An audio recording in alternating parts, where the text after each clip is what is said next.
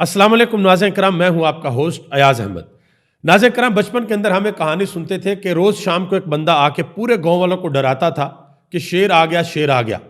और हकीकत में वो बात झूठ होती थी, शेर नहीं होता था। तो गांव वालों को लगता था कि भाई नहीं, ये झूठी बोल रहा है, शेर ने नहीं आना। कुछ इसी तरह की कहानी पाकिस्तान के अंदर बहुत से लोगों के साथ हो गई है। बहुत से लोगों को ये लगता था कि ये जो रिचर्ड बार बार ट्वीट कर रहा है, इन ट्वीट्स का कोई मकसद नहीं है, कोई शेर नहीं आएगा, कोई इसके ऊपर एक्शन नहीं होगा।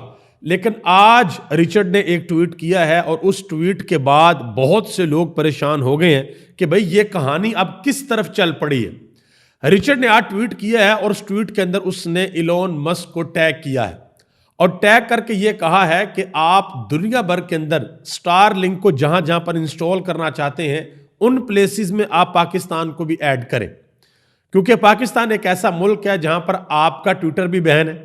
यानी कि इलॉन मस्क जिसने 44 अरब डॉलर में ट्विटर को खरीदा और उसका आइडिया यह था कि पूरी दुनिया के अंदर जो कोई बात करना चाहे, अपनी बात सामने रखना चाहे और उसको कोई रोक ना सके, तो उसने अमेरिका के अंदर एक बहुत बड़ा काम किया और ट्रंप जो इलेक्शन जीता है उसके पीछे एक बहुत बड़ा हाथ इलॉन मस्क का भी है।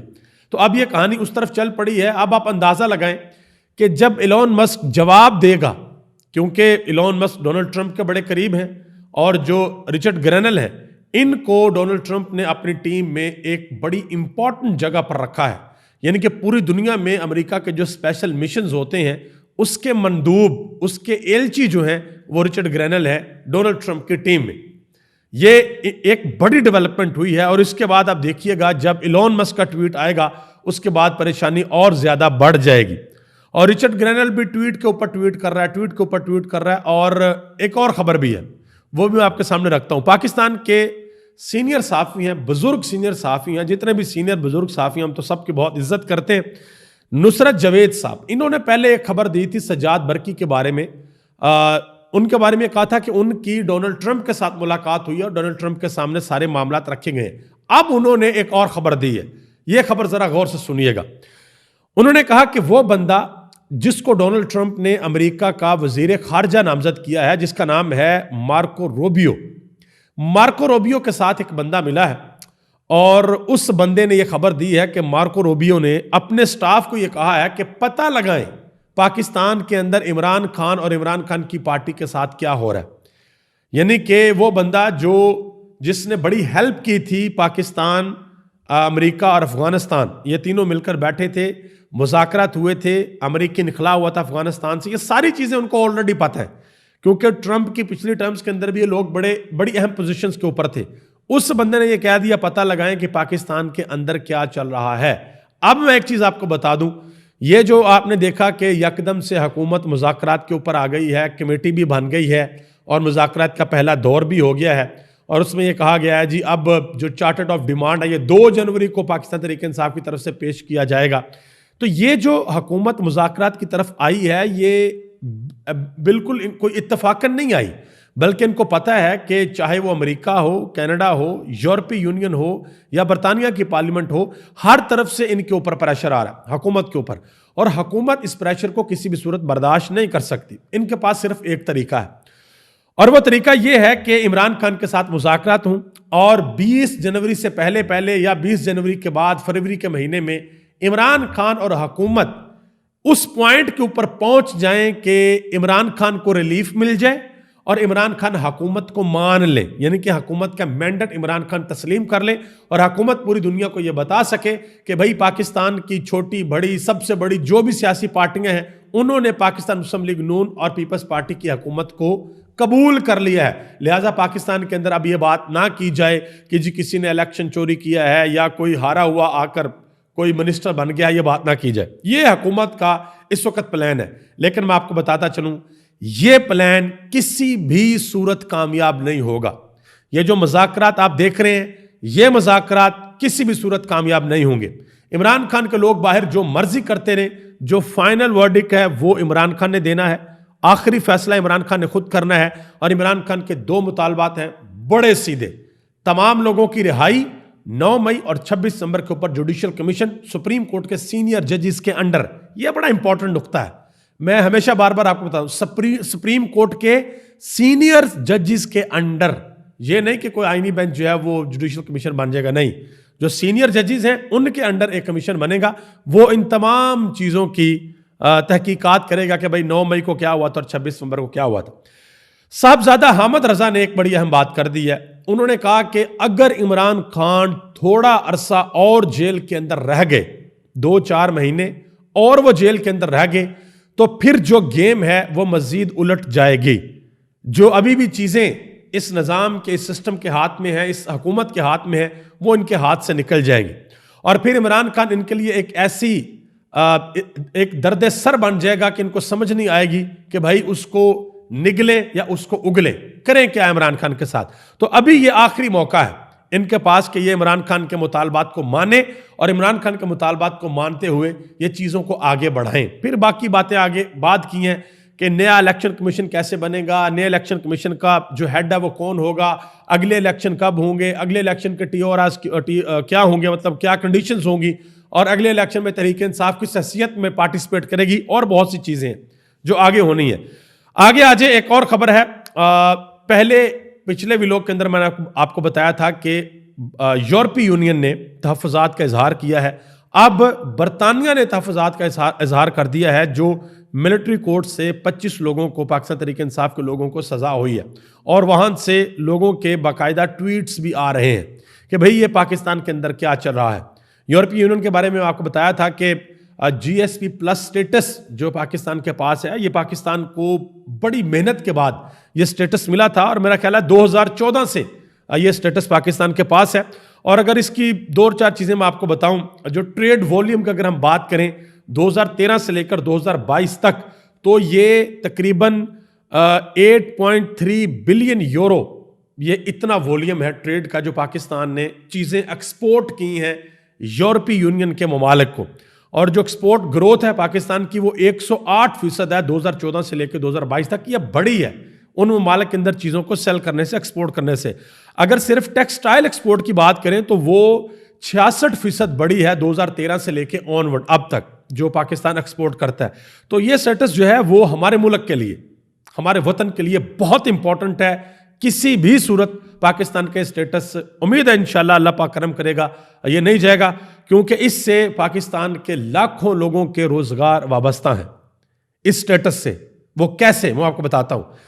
جتنی پاکستان کے اندر بڑی بڑی فیکٹریز ہیں جہاں سے مال بنتا ہے، پروڈکشن ہوتی ہے، اور باہر کے ملک چیزیں ساری کی ساری جاتی ہیں، وہاں پر عام پاکستانی، عام مزدور کام کرتے ہیں، ان کے گھروں کے چولہے جلتے ہیں اس سے، اور خدا نہ خواستہ اگر وہاں پر ہمارے جی ایس پی پلس سٹیٹس کو کوئی نقصان پہنچتا ہے تو یہاں پر کاروبار بند ہوں گے، فیکٹریاں کم ہوں گی، تو اس کا نقصان کس کو ہوگا؟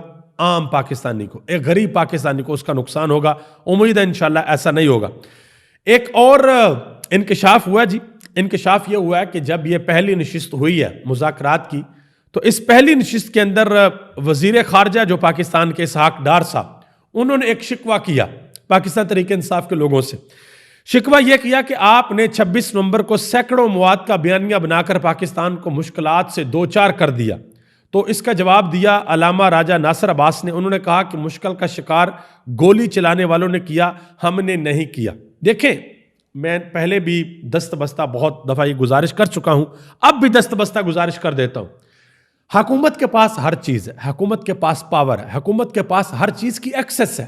آپ آج بھی 2 کام کر دیں، آپ تحریک انصاف کے بیانیے کو تہس نہس کر سکتے ہیں۔ 2 کام آپ کر دیں، ایک آپ جو سیف سٹی کیمراز ہیں وہ 6-7 گھنٹے کی ان کی ویڈیو آپ جاری کر دیں، اور دوسرا پولی کلینک اور پمز ہاسپٹل ان کی CCTV فوٹیج جاری کر دیں اگر آپ سچے ہیں، کیونکہ آپ کا یہ دعویٰ ہے کہ جو آپ کی سائٹ ہے، جو آپ کہہ رہے ہیں، جو آپ کا بیانیہ ہے وہ سچ ہے، تو اس بیانیے کو پوری دنیا کو دکھانے کے لیے کہ حکومت کا بیانیہ سچ ہے، آپ کو کچھ سامنے رکھنا پڑے گا، اور وہ ویڈیو ثبوت ہو سکتے ہیں کہ یہ ہمارے پاس ویڈیو ثبوت ہیں، اور یہ آپ دیکھ لیں کوئی زخمی نہیں آیا، کسی کو گولی نہیں لگی، لہٰذا تحریک انصاف والے جھوٹ بول رہے ہیں، ورنہ تو بھائی تحریک انصاف والے سچ بول رہے ہیں۔ اور حامد میر نے جو انٹرویو دیا وہ بھی، پھر اس کے بعد الجزیرہ نے جو کوریج کی ہے، DW نے جو کوریج کی ہے، باقی انٹرنیشنل میڈیا نے جو کوریج کی ہے، پھر دنیا ان کی طرف دیکھے گی، پھر دنیا حکومت کی باتوں کے اوپر یقین نہیں کرے، کیونکہ حکومت صرف باتیں کر رہی ہے۔ شاہد خاقان عباسی نے ایک بات کی ہے، اور آپ یقین کریں یہ میں تو پریشان ہو گیا ہوں، یہ صرف یہ دیکھ کر کے انہوں نے کیا بات کی ہے. انہوں نے کہا کہ الیکشن دوبارہ کرنے سے کوئی فرق نہیں پڑتا. انہوں نے کہا کہ 3 گھنٹے کے اندر اندر الیکشن کا رزلٹ آ جاتا ہے اگر آپ الیکشن چوری نہ کریں.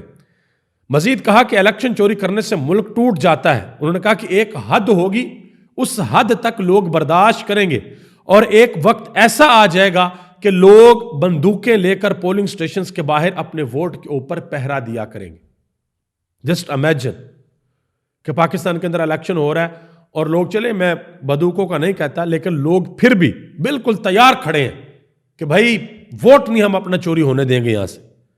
اگر یہ والی حالت ہو گئی, یہاں پہ معاملات آ گئے, تو آپ خود اندازہ لگائیں کہ نون لیگ اور پیپلز پارٹی کا پاکستان کے اندر کیا مستقبل ہوگا. مفتاح اسماعیل انہوں نے ایک اور بات کی ہے جی. انہوں نے کہا کہ سچی بات تو یہ ہے کہ پوری قوم یہ جان چکی ہے کہ شہباز شریف اور مریم نواز یہ دونوں اپنی سیٹیں ہار چکے تھے اور فارم 47 پر یہ ایوان کے اندر آئے. ہمارے وزیر اعظم بھی اور پاکستان کے سب سے بڑے صوبے کی وزیر اعلیٰ محترمہ مریم نواز صاحبہ بھی دونوں اپنی سیٹیں ہار چکے ہیں, اور یہ فارم 47 کے اوپر یہ کوئی پی ٹی آئی کا بندہ نہیں کہہ رہا, یا کوئی اور ایسا عمران خان کا ہمدرد نہیں کہہ رہا. یہ پی ڈی ایم 1 حکومت کے جو فائنانس منسٹر تھے جن کو بعد میں ہٹا دیا گیا تھا, یہ وہ کہہ رہے ہیں, وہ گواہی دے رہے ہیں کہ بھئی یہ دونوں اپنی سیٹیں ہار چکے تھے اور یہ فارم 47 کے اوپر آئے ہیں. اب جو آگے نقشہ بن رہا ہے, آگے جو حالات و واقعات بن رہے ہیں, وہ میں آپ کی خدمت کے اندر عرض کرنا چاہتا ہوں. اگر کسی کو کسی بھی اسپیکٹ کے اندر یہ لگتا ہے کہ عمران خان لیٹ ڈاؤن کر جائے گا, عمران خان معافی مانگے گا, یا عمران خان کوئی اور ایسا کام کرے گا جس کے بعد حکومت جو ہے وہ جشن منائے, یا حکومت یہ کہے کہ یہ دیکھیں جی عمران خان نے ہم سے NRO لے لیا, تو ایسا نہیں ہونے والا. وہ علامہ راجہ ناصر عباس نے ایک بات بتائی ہے, انہوں نے بہت بڑا انکشاف کیا ہے. انہوں نے کہا کہ عمران خان نے ایک دفعہ ہم سے یہ ذکر کیا کہ اللہ تعالیٰ نے مجھے سب کچھ دیا ہے, سب کچھ اللہ نے مجھے دیا ہے, اب میری خواہش ہے کہ اللہ تعالیٰ جب میں اس دنیا سے جاؤں تو اللہ تعالیٰ مجھے شہادت کی موت دے, مجھے شہادت نصیب ہو. تو آپ اندازہ لگائیں کہ جس بندے کے دل اور دماغ سے ہر قسم کا خوف دور ہو گیا ہو, اور اس کا فوکس اس چیز کے اوپر ہو کہ یار میں نے اتنی دیر جو میں نے ایک سٹرگل کی ہے, میرا ایک کردار رہا ہے, آج تک وہ میری ذات کے اوپر 1 روپے کی انگلی نہیں اٹھا سکا, تو اب جب میں اس دنیا سے جاؤں گا تو میں اللہ سے یہ دعا کروں گا کہ اللہ مجھے شہادت کی موت دے. تو یہ اس وقت حالات پاکستان کے بنے ہوئے ہیں. میں بار بار آپ کو کہتا تھا نا کہ 20 جنوری سے پہلے پاکستان کے اندر بہت بڑی بڑی ڈیولپمنٹس ہوں گی, تو یہ آپ دیکھیں ہر گزرتے دن کے ساتھ بڑی اہم ترین ڈیولپمنٹس ہو رہی ہیں. حکومت کا مذاکرات کی ٹیبل کے اوپر آ کر بیٹھنا یہ بہت بڑی ڈیولپمنٹ ہے, یہ آپ کو آنے والے دنوں میں پتہ چلے گا. لیکن حکومت نے 2 نمبری دکھائی تو یہ مذاکرات کسی بھی صورت نہیں ہو سکتا عمران خان درمیان سے خود ہی کٹ کر دیں کہ بھائی یہ لوگ سیریس ہی نہیں ہیں, لہٰذا وہ اپنا جو آگے سول نافرمانی کی ان کی جو انہوں نے کال دینی ہے وہ کال وہ دے دیں گے.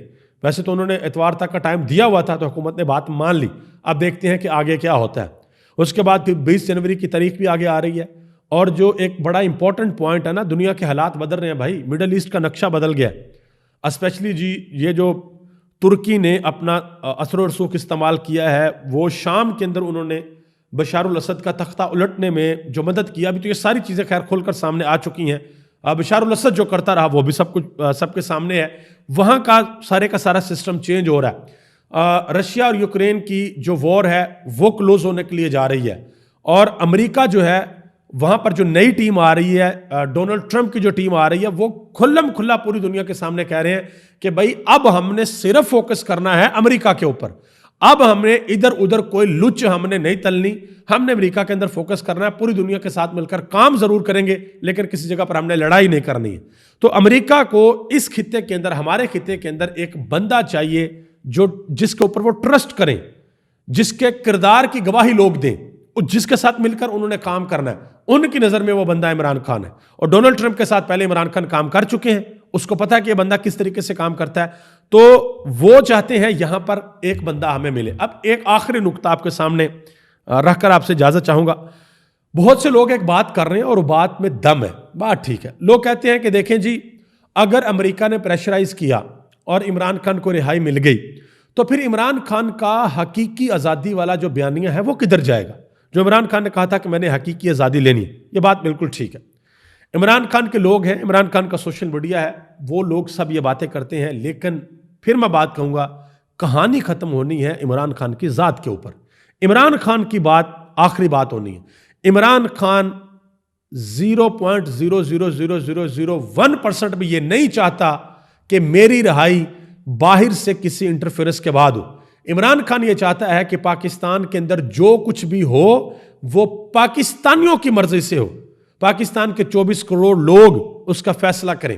اور یہ امریکہ سے جو کچھ ہو رہا ہے, اگر یہ ریورس چیزیں ہوتی ہیں تو یہ تو سیدھی وہی جو ایک پہلے جو بائیڈن کی حکومت تھی وہ اپنی مرضی کا بندہ لے آیا, پھر ڈونلڈ ٹرمپ کی حکومت آئی وہ اپنی مرضی کا بندہ لے آیا, کل کو دوبارہ جو بائیڈن کی پارٹی کی حکومت آئے گی وہ دوبارہ اپنی.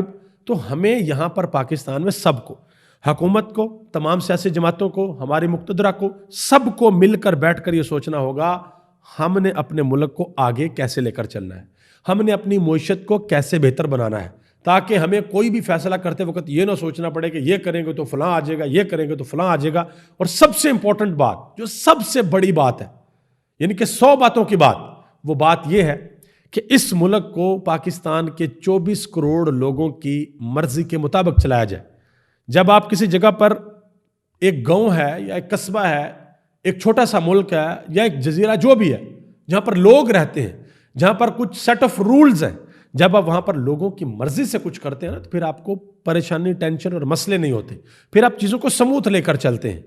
امید ہے کہ انشاءاللہ آنے والے وقت میں, آنے والے ٹائم میں پاکستان کے حالات انشاءاللہ ضرور بہتر ہوں گے. ابھی تک کے لیے اتنا ہی, مجھے اجازت دیں اس دعا کے ساتھ. اللہ تعالیٰ وطن عزیز پر اپنا خاص فضل اور کرم فرمائے.